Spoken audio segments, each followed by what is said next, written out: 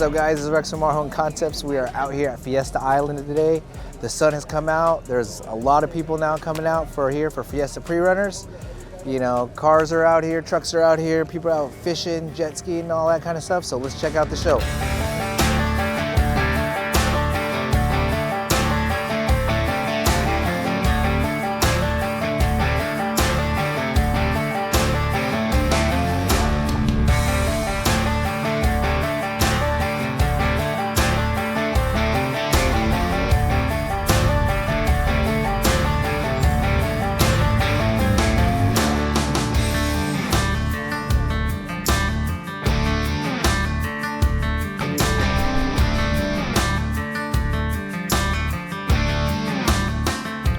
George Garcia. I'm here today at Fiesta Prerunners with Carbon and R1. Got the big brake kit up front, getting ready soon to upgrade the rear. But so far, so good. I've had the kit on for about 2.5 years and it's saved my ass tons of times.